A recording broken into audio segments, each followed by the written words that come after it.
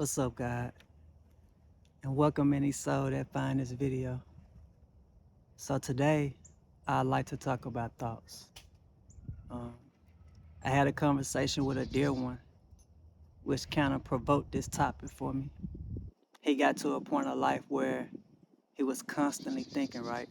Just sitting, thinking hours at a time. And they had an effect because, like I talked about in my last video, thoughts are our seeds. And I was talking about how I want to consciously sow my seeds this year. And when we had this conversation, it made me think of how this all can play out, right? So, in this world, it's a phenomenon known as Bader Meinhof phenomenon, aka frequency illusion. And that's when, for example, you get a new car, and then out of nowhere, you see this car everywhere you go. Now, this ain't to say that the car is just popping up more, because more than likely, the car been where it's been, right? It's been in existence. But now your brain is more keen to this thing now. So it's seeking it, right? Subconsciously, it's seeking this thing. Now think about your thoughts. If that phenomenon can happen with a car, right? And these are the notes I took. I had to take some notes this time. And the two processes that's at work with this phenomenon is selective attention and confirmation bias, right?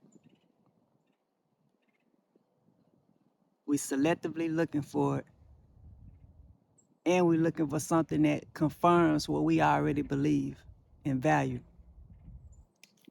So imagine you sitting there and you sowing these seeds every day, whether positive or negative. Because we know positive and negative are two forces in this world that makes life, right? All the way down to the atom. You got a positive charge and you got a negative charge.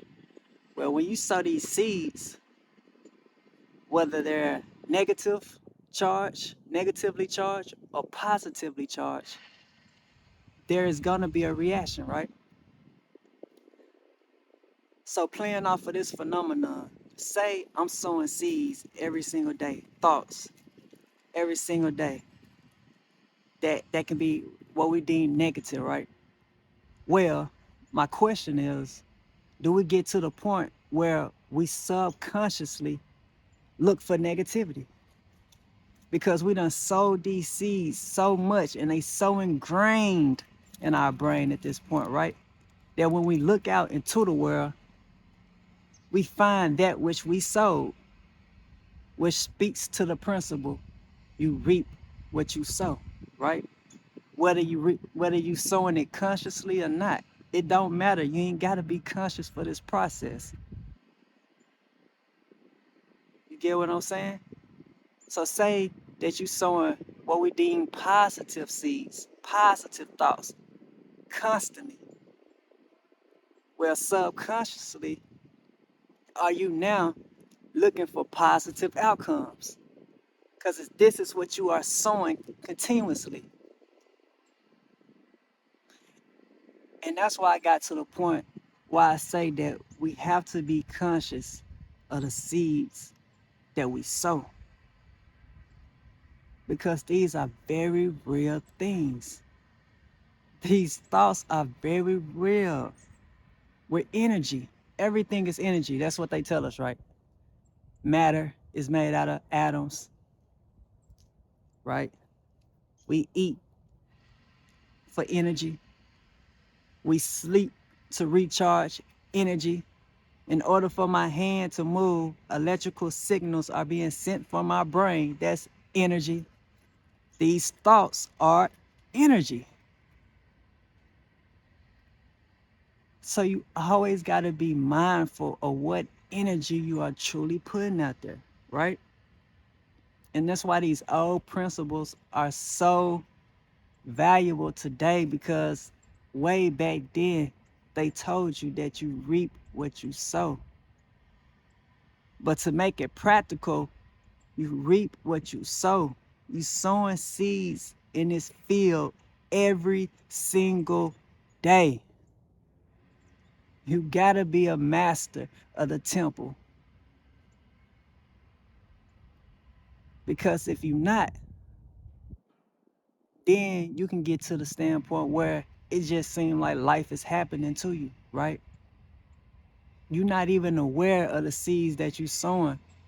So when the reality comes, when it manifests, you think it's just life. In truth, some things can happen, but we are powerful beings. So we got to be mindful and accountable for the reality that we're shaping. And for a lot of us, we don't get this game. You know, my dear one didn't get this game. You know, certain friends didn't get the game. So you just living life, you know, just normal, how you been brought up, whether by your parents or whether by the school system or just the society you live in. You just been brought up with this surface level understanding of this game you truly living in. This surface level understanding of this power you truly working with. I want us to truly shape our reality.